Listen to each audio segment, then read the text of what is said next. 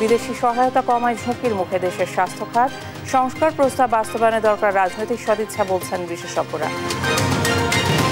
গণতন্ত্রের প্রতি আস্থা অনুরাগ বিষয়ে অটল খালেদা জিয়া, জানালেন মির্জা ফখরুল। দেশবাসীকে জানিয়েছেন ঈদ শুভেচ্ছা। এবারও মিলছে না কোরবানি পশুর চামড়ার দাম, সরকার নির্ধারিত দর মানছেন না ব্যবসায়ীরা, ইউরোপে বাজার মন্দার অজুহাত। জামালপুরে ভাঙনে সর্বস্ব হারানো পরিবারে নেই আনন্দ, প্রশাসনের সহযোগিতা না পাওয়ার অভিযোগ, চাল দেওয়ার কথা জানালেন ইউএন। সাতক্ষীরার সীমান্তবর্তী দেবহাটায় ভাঙছে রাস্তা, প্লাবনের হুমকিতে অন্তত 12 গ্রাম, দ্রুত ব্যবস্থা নেওয়ার আশ্বাস জেলা প্রশাসকের। এবং ঈদের দ্বিতীয় দিনেও গাজায় বিমান হামলায় ইসরায়েলি বাহিনীর 15 ফিলিস্তিনি নিহত, ত্রাণের অপেক্ষায় থাকা 8 জনকে গুলি।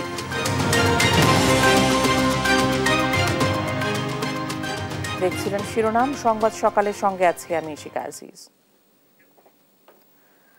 স্বাস্থ্য সংস্কার কমিশনের প্রতিবেদন অনুযায়ী এখনো 22% মানুষ মূলধারার চিকিৎসার বাইরে। যারা চিকিৎসা নেন তাদের নিজস্ব অর্থায়নেও বিশ্বের যে কোনো দেশের চেয়ে অনেক বেশি।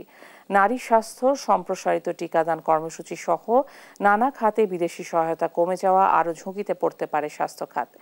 এমন প্রেক্ষাপটে স্বাস্থ্য খাত সংস্কারে নানা বিষয়ে প্রস্তাবনা দিলেও সেসব বাস্তবায়নে রাজনৈতিক ঐকমত্য জরুরি বলে মনে করছেন বিশেষজ্ঞরা। হাসান আল মাহমুদের রিপোর্ট। অপ্রতুল সরকারি স্বাস্থ্যসেবা কাঠামো, প্রান্তিক পর্যায়ে চিকিৎসক, নার্স ও সরঞ্জাম সংকটে ব্যাহত হচ্ছে সাধারণের স্বাস্থ্যসেবা। দেশের চিকিৎসা উচ্চবিত্তের ভরসা নেই। উচ্চ মধ্যবিত্তের জন্য বেসরকারি স্বাস্থ্যসেবা কিছুটা সহায়ক হলেও মধ্য ও নিম্নবিত্তের জন্য সে সেবা ধরাছোঁয়ার বাইরে প্রায়। এমন প্রেক্ষাপটে বৈষম্যহীন স্বাস্থ্যসেবা ও চিকিৎসা ব্যবস্থা গড়ে তুলতে একগুচ্ছ প্রস্তাবনা দিয়েছে স্বাস্থ্য সংস্কার কমিশন। কমিশনের প্রতিবেদন অনুযায়ী এখনো 22% মানুষ মূলধারা চিকিৎসা সেবার বাইরে। 78% মানুষ এমবিবিএস চিকিৎসকের সেবা পেলেও ওষুধ বিক্রেতা ও পল্লী চিকিৎসকের ভরসায় 10%-এর বেশি মানুষ। কমিউনিটি ক্লিনিক, মেডিকেল অ্যাসিস্ট্যান্টদের কাছে চিকিৎসা নেয় 6%। স্বাস্থ্য তথ্য ব্যবস্থাপনা, উন্নয়ন পরিকল্পনা, অর্থায়ন ও জনবল ব্যবস্থাপনা সহ 7টি বিষয়ে সংস্কার প্রস্তাবনা দিয়েছে কমিশন। স্বাস্থ্যসেবা কর্মঘণ্টার পর্যালোচনা, যেমন এখন বলা হচ্ছে কমিউনিটি ক্লিনিকে যারা আছেন সিএসসিবি তারা 9টা 3টা করেন, কিন্তু আমরা 9টা 3টা কিছু না, 9টা 5টা পর্যন্ত সবাই কাজ করবে। সার্বজনীন স্বাস্থ্যসেবা নিশ্চিত করতে জরুরি চিকিৎসা সহায়তা প্রদান, অসংক্রামক রোগ ব্যবস্থাপনা, বিশ্বমানের হাসপাতাল স্থাপনের সুপারিশ করেছে কমিশন। এসব বাস্তবায়নে অগ্রাধিকার ঠিক করার প্রতি জোর দিচ্ছেন বিশেষজ্ঞরা। 20টা ল, এইটাকে যদি আমরা আইদার নতুন করে প্রণয়ন করতে চাই অথবা রিভাইজ করতে চাই, ওইটাতেই তো 10 বছর লেগে যাবে। 3 বছরে কেমন করে হবে?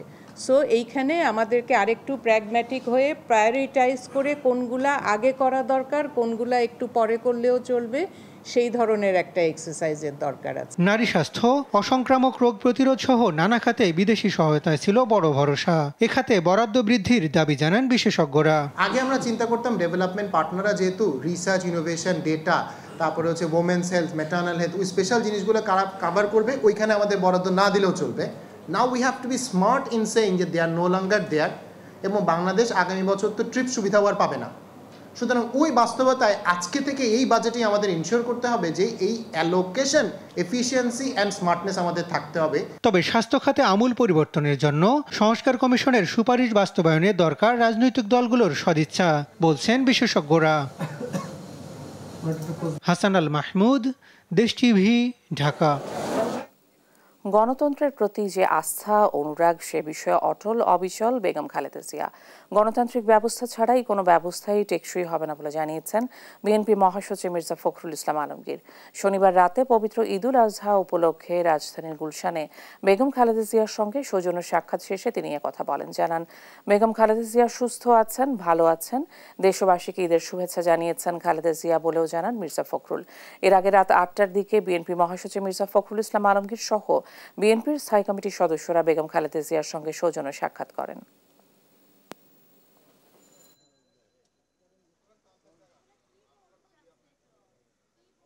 গণতন্ত্রের প্রতি তার যে আস্থা, তার যে অনুরাগ, এবং তিনি যে বিশ্বাস করেন যে গণতান্ত্রিক ব্যবস্থা ছাড়া কোনো ব্যবস্থাই ঠিক সেইভাবে আপনার রাষ্ট্রের উপকার করতে পারে না। তিনি আপনাদের সকলকে ঈদের শুভেচ্ছা জানিয়েছেন, ঈদ মোবারক জানিয়েছেন, দেশবাসীকে ঈদ মোবারক জানিয়েছেন।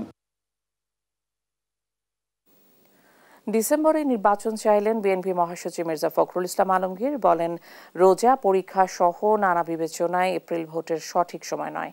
এদিকে জনগণ আর যেন তেন নির্বাচন চায় না বলে মন্তব্য করেন জামায়াতে ইসলামীর আমির ডাক্তার শফিকুর রহমান। বলেন, গণহত্যার বিচার, সংস্কার সহ প্রয়োজনীয় প্রস্তুতি শেষে প্রধান উপদেষ্টা ঘোষিত রোডম্যাপে নির্বাচন সম্ভব। আরও জানাচ্ছেন ফাহিম ইউসুফ। শনিবার সকালে চন্দ্রিমা উদ্যানে ঈদুল আজহা উপলক্ষে বিএনপির প্রতিষ্ঠাতা সাবেক রাষ্ট্রপতি জিয়াউর রহমানের সমাধিতে শ্রদ্ধা জানান মহাসচিব মির্জা ফখরুল ইসলাম আলমগীর সহ বিপুল সংখ্যক নেতাকর্মী।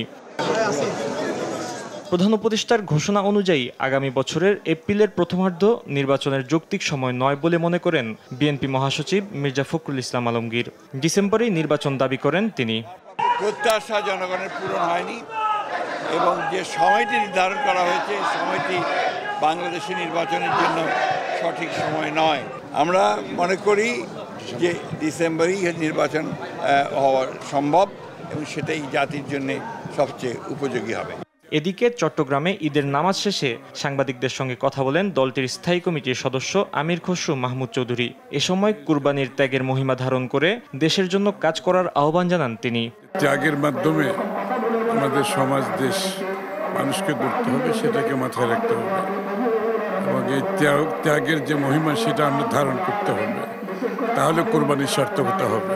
মৌলভীবাজারের কুলাউড়ার তুলাপুরে ঈদের নামাজ আদায় করেন জামায়াতে ইসলামীর আমির ডাক্তার শফিকুর রহমান। এ সময় অর্থবহ নির্বাচনের মাধ্যমে দেশের চলমান সংকটের সমাধান হওয়া জরুরি বলে মন্তব্য করেন তিনি। বলেন, জাতি আর যেন তেন নির্বাচন চায় না। গণহত্যার বিচার, সংস্কার, জুলাই ঘোষণাপত্র ও ভোটের সমান সুযোগ নিশ্চিত না হলে নির্বাচন অর্থবহ হবে না। সংস্কারটা হতে হবে, বিচার দৃশ্যমান হবে, তারপরে জুলাই যেটা ঘোষণা সেটা হবে। এরপরে নির্বাচনের সমতল মাঠ, সবার জন্য সমান মাঠ তৈরি করতে হবে। উনি ঘোষণা দিয়েছেন একটা তারিখের, কিন্তু এই সুযোগগুলো সৃষ্টি না করলে একটা অর্থবহ নির্বাচন হবে না। শুক্রবার রাতে অন্তর্বর্তী সরকারের প্রধান উপদেষ্টা ডক্টর মোহাম্মদ ইউনূস জাতীয় নির্বাচনের সম্ভাব্য সময় ঘোষণা করেন। জানান, নির্বাচন 2026 সালের এপ্রিলের প্রথমার্ধের যে কোনো দিন হবে। আগামী জাতীয় নির্বাচন 2026 সালের এপ্রিলের প্রথমার্ধের যে কোনো একটি দিনে অনুষ্ঠিত হবে। ফাহিম ইউসুফ, দেশ টিভি, ঢাকা। এবারও কোরবানির পশুর চামড়ার দাম পাচ্ছেন না কোনো পক্ষই। সরকার নির্ধারিত মূল্যে কেউই চামড়া কিনতে পারছেন না। চামড়ার প্রক্রিয়াজাতে খরচ বেড়ে যাওয়ায় প্রত্যাশিত দাম দিচ্ছেন না ট্যানারি ও আড়তের প্রতিনিধিরা। এছাড়াও ইউরোপে বাজার মন্দার কথাও বলেন ব্যবসায়ীরা। রিফাত আঞ্জুমের রিপোর্ট। রাজধানীর সায়েন্স ল্যাব মোড়ের দৃশ্য এটি। কোরবানির চামড়া কেনা বেচা হয় এখানে। শনিবার দুপুরের পর থেকে চামড়া আসতে শুরু করেছে। প্রতিবারের ন্যায় এবারও সরকার চামড়ার দাম নির্ধারণ করে দিয়েছে। ছোট গরুর প্রতি পিস লবণযুক্ত চামড়ার সর্বনিম্ন দাম 1350 টাকা, আর বড় গরুর ক্ষেত্রে প্রতি বর্গফুটে দাম 65 টাকা। তবে মহল্লা পর্যায়ে বিক্রি হচ্ছে লবণ ছাড়া কাঁচা চামড়া, যার কোনো নির্ধারিত দাম নেই। এই সুযোগে ইচ্ছামতো দামে চামড়া কিনে আনছেন মৌসুমি ফরিয়ারা। এদের অভিযোগ, চামড়ার প্রত্যাশিত দাম পাচ্ছেন না কেউ।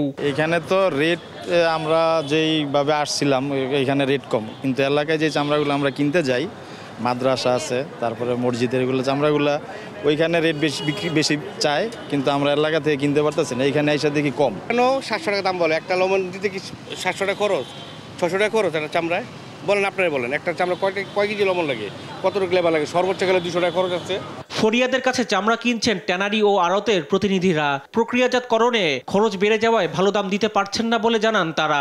আমাদের এখানে আপনার অনেক কিছুর ব্যাপার আছে। দেখা যায় কাটায় আমরা যখন অ্যাভারেজ কিনি তখন একটা রেট হয়, যখন বাইচা কিনি তখন আবার একটা রেট হয়।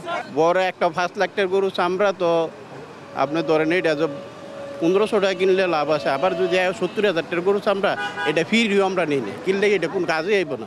বিগত চামড়ার বাজারটা নির্ধারিত হয় ইউরোপের বাজারের উপরে, কিন্তু ইউরোপ বাজার গত কয়েক বছর ধরে ইউরোপে আমাদের কোনো মাল পাঠানো যাচ্ছে না। আমাদের সিটিপি প্ল্যানের প্রবলেম, আমাদেরকে ওনারা সার্টিফিকেট দেবে, আমাদের মালগুলো এখন চায়না যাচ্ছে, কিন্তু চায়নাতে আমাদের এই সিজনে চায়না তো আমাদের প্রবলেম হয়ে গেছে। যুক্তরাষ্ট্রের শুল্ক আদায়ের কারণে আমাদের লক্ষ লক্ষ স্কোয়ার ফিট চামড়া ট্যানারিতে আছে। সরকার নির্ধারিত মূল্যে চামড়া কেনা বেচা হচ্ছে কিনা তা তদারকি করতে দেখা যায়নি কাউকে। রিফাত আঞ্জুম, দেশ টিভি, ঢাকা। কোরবানির পশুর চামড়া নিয়ে এবারও বিপাকে সারা দেশের মৌসুমী ব্যবসায়ীরা। নামমাত্র মূল্যে বিক্রি হয়েছে পশুর চামড়া। ফরিয়াদের অভিযোগের তীর সিন্ডিকেটের দিকে। পাইকাররা বলছেন, বাড়তি দামে চামড়া কিনলে ট্যানারিতে কম দামে বিক্রিতে বাধ্য হতে হয়। সহকর্মীদের তথ্য ও ছবিতে আপন অপর রিপোর্ট। কোরবানির পশুর চামড়া নিয়ে এবারও বিপাকে চট্টগ্রাম নগরীর মানুষ। নামমাত্র মূল্যে বিক্রি হচ্ছে পশুর চামড়া। গরুর চামড়া 100 থেকে 300 টাকা ও ছাগলের চামড়া 30 টাকায় বিক্রি হচ্ছে। ক্ষোভ ও হতাশা প্রকাশ করে সিন্ডিকেটকে দুষছেন মৌসুমী ব্যবসায়ীরা। ময়মনসিংহে কোরবানি পশুর চামড়ার ন্যায্য দাম না পাওয়ায় হতাশ ফরিয়া ব্যবসায়ীরা। তাদেরও অভিযোগের তীর সিন্ডিকেটের দিকে। পাইকাররা বলছেন, বাড়তি দামে চামড়া কিনলে ট্যানারিতে কম দামে বিক্রিতে বাধ্য হতে হয়। চামড়া আনছি 400 টাকা, 450 টাকা, 500 টাকা দাম। আমরা দাম যেটা 600, 650 বলছি, এই বেশি। সরকারের দাম না হচ্ছে 200 টাকা কম হলেও হতো, সরকারের দাম অনেক কম, অনেক 700, 800, 900, 600 যেভাবে দিচ্ছে আমরা ওইভাবেই কিনতেছি। মানে সর্বোচ্চ রেটটা আমরা দিতেছি। ট্যানারি মালিকরা সারা বাংলাদেশ কিনতেছে। তারা যদি আমাদেরকে এভাবে এই সুন্দর একটা রেট দেয়, আমরা চামড়া ব্যবসায়ীকে বাড়াই আমরা রেটটা দিতেছি। কুষ্টিয়ার বাবুর আলী গেটের আড়তগুলোতে চলছে চামড়ার বেচা কেনা। আড়ত মালিকরা বলছেন, সরকারের নির্ধারিত মূল্যে চামড়া কিনছেন তারা, তবে দাম নিয়ে সন্তুষ্ট নয় মৌসুমী ব্যবসায়ীরা। এই চামড়া তো আমরা 900 টাকা করে বেচলাম। এই চামড়া তো 1500, 2000 টাকা, 3000 টাকা হওয়ার দরকার ছিল, কিন্তু সেই রেট তো আমরা পেলাম না। ভাইরাস হলে চামড়া 10 টাকা বিক্রি নেই, কিন্তু শতকরা 40% ল্যাম্পিং বাড়াচ্ছে ওই ভাইরাস। সরকার যে দাম দিচ্ছে লবণ দিয়ে আমাদের বেশি দামে বেচতে হবে। সরকার যেরকম নির্ধারিত করছে সেই তুলনায় আমরা আমাদের একটা রিজনেবল ইয়েতে কিনতেছি। ফ্রেশ চামড়া খুব পাওয়া যাচ্ছে না এবং মানুষের সাথে মানে খ্যাচখ্যাচ হচ্ছে দাম যাচাই নিয়ে। এদিকে সাভার চামড়া শিল্পনগরীতে শুরু হয়েছে কোরবানি পশুর চামড়া সংগ্রহের কার্যক্রম। শনিবার দুপুরের পর থেকে চামড়াবাহী ইজিবাইক ও অটোরিকশার ভিড় জমে যায় শিল্পনগরীর আড়ত এলাকায়। সেখানে গরুর চামড়ার দাম প্রতি পিস মানভেদে 600 থেকে 700 টাকা হাঁকা হচ্ছে, আর ছাগলের চামড়া বিক্রি হচ্ছে মাত্র 50 টাকায়। ঈদের প্রথম দিনে রাজধানী সহ আশপাশের অঞ্চল থেকে ট্যানারির বিভিন্ন কারখানায় আসছে কাঁচা চামড়া। বিশাল কর্মযজ্ঞ সামলাতে বিসিকের পক্ষ থেকে নেওয়া হয়েছে নানা পদক্ষেপ। নিরাপত্তায় কাজ করছে পুলিশ সদস্যরা। আপন অপু, নিউজ ডেস্ক, দেশ টিভি। ঈদের দ্বিতীয় দিনেও আজ পশু কোরবানি হচ্ছে, তবে এবার ঢাকা 2 সিটিতে বর্জ্য অপসারণ কাজে নিয়োজিত হয়েছেন প্রায় 20,000 পরিচ্ছন্নতা কর্মী। তারা শনিবার রাতের মধ্যে ঈদের প্রথম দিনের সব বর্জ্য অপসারণ করেছেন বলে জানিয়েছেন স্থানীয় সরকার উপদেষ্টা আসিফ মাহমুদ সজীব ভূঁইয়া। প্রায় 40,000 টন কোরবানির পশু বর্জ্য দ্রুত অপসারণ করার কথা বলেছেন ঢাকার 2 সিটির প্রশাসক। আলিমুজ্জামান সাফওয়ানের রিপোর্ট। ঈদুল আজহার নামাজ শেষেই পশু কোরবানি শুরু করে নগরবাসী। বাসাবাড়ির পাশের গলি, সড়ক ও খোলা জায়গায় পশু কোরবানি করেন তারা। সিটি কর্পোরেশন ওয়ার্ড ভিত্তিক নির্ধারিত স্থানে পশু কোরবানির আহ্বান জানালেও বেশিরভাগ মানুষ তা উপেক্ষা করেছেন। পছন্দমতো জায়গাতেই করছেন কোরবানি। এদিকে কোরবানির বর্জ্য অপসারণে 12 ঘন্টার চ্যালেঞ্জ নিয়ে কাজ করছে ঢাকা উত্তর ও দক্ষিণ সিটি কর্পোরেশন। সকাল থেকে 2 সিটির প্রায় 20,000 পরিচ্ছন্নতা কর্মী বর্জ্য অপসারণ করছে। পরিচ্ছন্নতা কার্যক্রমের অগ্রগতি ঘুরে দেখেছেন স্থানীয় সরকার উপদেষ্টা আসিফ মাহমুদ। জানান, শনিবার রাতের মধ্যেই সব বর্জ্য অপসারণ করা হবে। কোরবানির পরে শহরগুলোতে বিশেষ করে এটা যে বর্জ্যগুলো হয় সেটা পরিষ্কার পরিচ্ছন্নতা করাটাই একটা বড় চ্যালেঞ্জ। আজকে রাতের মধ্যেই পুরো ঢাকা পরিষ্কার পরিচ্ছন্নতার যে সিটি কর্পোরেশনের যে কার্যক্রম সেটা সম্পন্ন হবে।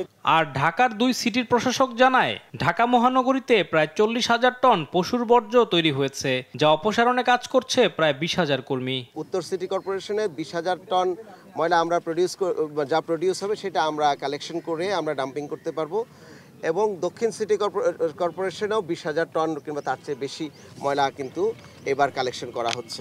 এই ঈদ উপলক্ষে যে ময়লা কালেকশন, আমরা মূলত কোরবানির বর্জ্য যেটা পশু থেকে তৈরি হয়, কারণ এটা যদি এখানে ছড়িয়ে থাকে এটা জীবাণু ছড়াবে এবং এটা রোগ ব্যাধি ছড়াবে। এইটাকে আমরা বেশি প্রায়োরিটি দিচ্ছি। সেকেন্ড প্রায়োরিটি হচ্ছে আমাদের হাটের যে বাঁশ, এটা 2 দিন 3 দিন 4 দিন পরে আমরা যদি কালেকশন করি এটা খুব একটা সমস্যা পচনশীল না, কিন্তু পচনশীল না এটা। ঢাকাবাসীকে ঈদের শুভেচ্ছা জানিয়ে পরিবেশ বান্ধব নগর করতে সবাইকে এগিয়ে আসার আহ্বান জানান উপদেষ্টা আসিফ মাহমুদ। ব্যবস্থা করা হয়েছে আমরা মন্ত্রণালয়। আলিমুজ্জামান সাফওয়ান, দেশ টিভি, ঢাকা। কোরবানির ঈদে দেশের সব সিটি কর্পোরেশনে সফলভাবে পরিচ্ছন্নতা কার্যক্রম সম্পন্ন হয়েছে বলে জানিয়েছেন স্থানীয় সরকার উপদেষ্টা আসিফ মাহমুদ সজীব ভূঁইয়া। শনিবার রাতে ফেসবুক বার্তায় তিনি এ তথ্য জানান। বলেন, দেশে ৩৫,২৭২ জন পরিচ্ছন্নতা কর্মী ঈদ আনন্দ বিসর্জন দিয়ে সবার ঈদকে সুন্দর করেছেন। তাদের এই ত্যাগের প্রতি তিনি কৃতজ্ঞতা প্রকাশ করেন। শনিবার রাত 9:30 পর্যন্ত দক্ষিণ সিটির 75টি ওয়ার্ডের সবগুলো এলাকা থেকে কুরবানির পশুর বর্জ্য অপসারণ করা হয়েছে। রাতের মধ্যে অপসারণ করা হয়েছে উত্তর সিটির সব বর্জ্য।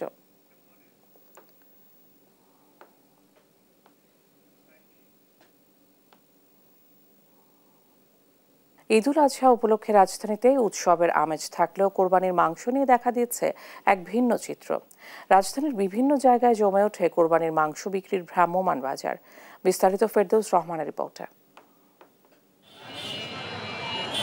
দেশে ঈদুল আজহার উৎসবের আমেজ, তবে নিম্ন আয়ের মানুষের জন্য এই দিনটি ঠিক পুরোপুরি উৎসবমুখর হয়ে ওঠে না। সকাল থেকেই রাজধানীর বেশিরভাগ জায়গায় দরিদ্র মানুষেরা সংগ্রহ করেন কুরবানির মাংস, তবে প্রয়োজনের তুলনায় বেশি হয়ে যাওয়া মাংস সংরক্ষণের অভাবে বিক্রি করেন তারা। নগরীর বিভিন্ন জায়গায় দুপুর থেকেই তাই বসে যায় ভ্রাম্যমাণ কুরবানির মাংস বিক্রির বাজার। ধানের এসব মাংস ভ্রাম্যমাণ বাজারে বিক্রি হয় মানবেদে 200 থেকে 800 টাকা কেজি দরে। রাত পর্যন্ত জমজমাট থাকে এই মাংসের বাজার। ক্রেতারা বলছেন, কম দরে মাংস পাওয়ায় তারা এসব বাজারে। অনেকে আবার কুরবানি দিতে না পারায় এখান থেকেই ক্রয় করে নিয়ে যাচ্ছেন বাসায়। আমরা রিক্সা চালাই, গরিব মানুষ, কুরবানি দিতেই না, বউ পোলাপান লইতে তো খাইতে হয়, কিনে হয়। শাড়ি মাড়ি, জিবলা, মাথা এগুলোর দাম কম, 700 টাকা করে, আর ভালো মাংসের দাম বেশি। বিক্রেতারা বলছেন, বিভিন্ন জনের কাছ থেকে কেনা মাংস একসাথে মিশিয়ে বিক্রি করছেন তারা। অনেকে জানান, ফ্রিজ না থাকায় বিক্রি করতে হচ্ছে। খাওয়া যাবো এর মধ্যে নাই, ভেজাল নেই। গরু বানানির গোস মানে চায়া চয়া যায়, আনন্দ যায়, ওইগুলাই আমরা বেশি। সাধারণ ক্রেতার পাশাপাশি বিভিন্ন হোটেল, রেস্তোরাঁ ব্যবসায়ী থেকে শুরু করে নিম্নবিত্ত ও সচ্ছল মানুষদেরও উপস্থিতি লক্ষ্য করা যায় এসব বাজারে। ফেরদৌস রহমান, দেশ টিভি, ঢাকা। জামালপুরের নদী ভাঙন কবলিত পরিবারগুলোর মাঝে নেই ঈদের আনন্দ। দুঃখ দুর্দশা কাটছে জীবন। প্রশাসন থেকে সহযোগিতা না পাওয়ার অভিযোগ তাদের। তবে চাল বিতরণ করা হয়েছে, জানিয়ে পরবর্তীতে আরও সহযোগিতার আশ্বাস দিয়েছে উপজেলা প্রশাসন। রিয়াদ হাসানের প্রতিবেদন, জানাচ্ছেন শামীম হোসেন। ঈদের কোনো আয়োজন বা উৎসবের আমেজ নেই নূরজাহানের পরিবারে। 4 সন্তান আর দিনমজুর স্বামী নিয়ে নদীর পাড়েই ছাপড়া ঘরে থাকছেন তিনি।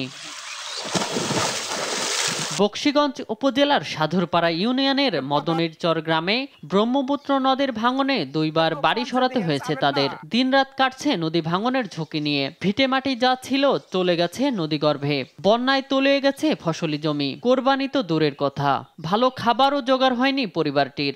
এখন আমরা এই একটা বছরকার দিন হচ্ছে ঈদের মধ্যে আমরা পোলাপান ঈদ করমু, পোলাপান মার্কেট করে দিম, কি খামু, কি দাম, কি করমু, টাকা নাই, পয়সা নাই। দেওয়ানগঞ্জের চরামখাওয়া ইউনিয়নের মন্ডলপাড়া গ্রামের 70 বছর বয়সী শমশের আলী 9 সন্তান নিয়ে নদী ভাঙনের দুশ্চিন্তা মাথায় নিয়ে যমুনা নদীর তীরে বসবাস করছেন। বাবা মার কবরটাও বিলীন হয়ে গেছে নদীর গর্ভে।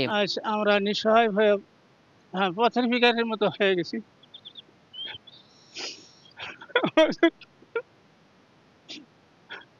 চলার মতো কোনো গতি নাই। কাজেই আমি আশা করি প্রশাসনের কাছে দ্রুত এই নদী ভাঙন রোধের কাজ করলে হয়তো আমরা সামনে 2 দিন পরে ঈদের আনন্দ ভোগ করতে পারবো। গেল 1 মাসের ভাঙনে জেলার বিভিন্ন স্থানে শত শত বাড়িঘর বিলীন হয়েছে। তাদের কারো পরিবারেই নেই ঈদ আনন্দ। ভবিষ্যতের অনিশ্চয়তায় বসবাস করছেন নদীর পাড়ের মানুষগুলো। তাদের অভিযোগ, প্রশাসন থেকে পাননি কোনো সহায়তা। ঈদ আসতেছে, তাদের মনে এই আনন্দ বলতে কিছু নাই। তারা আজকে দুশ্চিন্তায় ভুগছে। কি তাদের ঈদ, এই উৎসব বলতে তাদের মনে কোনো প্রকার উৎসাহ নাই। যদি সরকার থেকে কোনো প্রকার পদক্ষেপ নেয় তাহলে আমরা হয়তো বাঁচতে পারি। এদিকে প্রশাসন বলছে কয়েকবার ভাঙন কবলিত মানুষদের চাল দেয়া হয়েছে, তালিকা অনুযায়ী টিন বরাদ্দ দেয়া হবে। বকশীগঞ্জ উপজেলার ফ্ল্যাশ ফ্লাডে ক্ষতিগ্রস্ত যে সকল পরিবার আছে সে সকল পরিবারের মাঝে আমরা ইতিমধ্যে প্রথমবারে দিয়েছি 150 কেজি করে চাল প্রতি পরিবারকে, পরবর্তীতে আরও 10 কেজি করে চাল প্রতি পরিবারকে, এবং পরবর্তীতে আরও 30 কেজি করে চাল দিয়েছি আমরা প্রতিটা পরিবারকে। তো আশা করি তারা এই সহায়তার মাধ্যমে ঈদটা তারা খুব চমৎকারভাবে কাটাতে পারবে এবং তাদেরকে আমরা বিনামূল্যে টিন বিতরণ করব। নদী ভাঙন রোধে কার্যকর ব্যবস্থার মাধ্যমে দুর্ভোগের স্থায়ী সমাধানের দাবি নদীপাড়ের মানুষদের। নিউজ ডেস্ক, দেশ টিভি। সাতক্ষীরার সীমান্তবর্তী দেবহাটা উপজেলার চরবালিথা থেকে বহেরার স্থানীয় সরকার প্রকৌশল বিভাগের রাস্তা ভেঙে চলে যাচ্ছে কলকাতার খালে। ঝুঁকিপূর্ণ রাস্তাটি 2-1 দিনের মধ্যে পুরোপুরি ভাঙলেই প্লাবিত হবে অন্তত 12টি গ্রাম। শরীফুল্লাহ কায়সার সুমনের রিপোর্ট, জানাচ্ছেন আপন অপু। এই কলকাতার খালি ছিল ওপার বাংলার জলপথে যোগাযোগের অন্যতম মাধ্যম। সেই কলকাতার খালের দুই পাশ দিয়ে চলে গেছে এলজিডির রাস্তা। সম্প্রতি কলকাতার খালের সংযোগস্থলে দেয়া হয়েছে আড়াআড়ি বাঁধ, যার ফলে সড়কটির বহু জায়গা ভেঙে তলিয়ে গেছে খালে। গোটা এলাকার যোগাযোগ বিচ্ছিন্ন হওয়ার উপক্রম। বাগাল ব্রিজের তলা দিয়ে আরেকটা বড় নদী আছে, এই নদীর মাঝখানে একটা বাঁধ দেওয়া আছে। বাঁধের ফলে ওই বড় নদীর পানি সম্পূর্ণ এই নদীতে যাওয়ার ফলে দুই পাড় ভেঙে রাস্তা, পিচের রাস্তা পর্যন্ত অর্ধেক ভেঙে গেছে। এর ফলে এলাকায় আমাদের প্রচুর ক্ষতি হওয়ার সম্ভাবনা এবং ইদানিং গাড়ি ঘোড়া চলাচল বন্ধ হয়ে গেছে। রাস্তার মাঝে অনেক সময় ধসে গেছে, অনেক জায়গায় ধসে ঘের ভেড়ি তলায় যাচ্ছে, আমাদের বাচ্চারা স্কুলে যেতে পারছে না। রাস্তাঘাট অবস্থা খুবই খারাপ। রাস্তাঘাট সব তো, বাড়িঘর তো সব তো বেশি যাচ্ছে, ঘের বাড়ি সব তলায় যাচ্ছে। এলজিডি কর্তৃপক্ষ বলছে খালের গতি আটকে জোয়ার বৃদ্ধির কারণে দুই ধারের পাকা রাস্তা ভাঙনের কবলে পড়েছে। তো এই বিষয়ে সংশ্লিষ্ট উপজেলা প্রকৌশলীকে জানানো হয়েছে ব্যবস্থা গ্রহণের জন্য। রাস্তাটি ভাঙলে শুধু যোগাযোগ বিচ্ছিন্ন হওয়ার আশঙ্কা থাকবে তা নয়, কলকাতার খালে প্লাবিত হবে শত শত ঘরবাড়ি, ভেসে যাবে ফসলি জমি, মাছের ঘের, সবকিছু।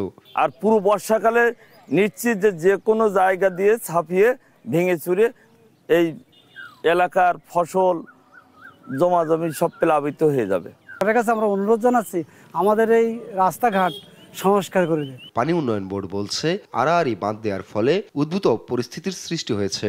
সমস্যা সমাধানে নির্ধারণ করা হচ্ছে করণীয়। সেগুলো জেনেছি এবং সরেজমিনে সাইট পরিদর্শনও হয়েছে। আমরা আশা করছি খুব শীঘ্রই এগুলোর যেন কার্যকরী সমাধান হয় সে লক্ষ্যে ব্যবস্থা নিতে পারব। দ্রুত ব্যবস্থা না নিলে 3 উপজেলার যোগাযোগের রাস্তাটি কলকাতার খালে ভেসে যাবে। পরে সংস্কার করাও অসম্ভব হয়ে পড়বে। এই বাঁধটি যদি খুলে না দেওয়া হয় তাহলে এই পানির স্রোত আরো বেশি বৃদ্ধি পাবে এবং আরো বেশি দ্রুত রাস্তা ভাঙবে। তাই আমার অনুরোধ থাকবে যে এই রাস্তাটি যেন সংস্কার করা হয় এবং এই বাঁধটি যেন খুলে দেওয়া হয়। এদিকে সাতক্ষীরা জেলা প্রশাসন বলছে দ্রুতই কার্যকর সমাধানের জন্য দেয়া হয়েছে নির্দেশনা। তাৎক্ষণিকভাবে আমি সংশ্লিষ্ট উপজেলা নির্বাহী অফিসারকে বলেছি এবং তারা এখনই যাচ্ছে, গিয়ে যদি এটা পায় তাহলে সাথে সাথে নেটপাটা খুলে দিবে এবং আমি আশা করি তারপরে এই অবস্থার সৃষ্টি হবে না। 12 কিলোমিটার দৈর্ঘ্যের সড়কটির 2.5 কিলোমিটার ভাঙনের কবলে। এখনই ব্যবস্থা না নিলে ক্ষতির মুখে পড়বে 10,000-এর বেশি মানুষ। নিউজ ডেস্ক, দেশ টিভি।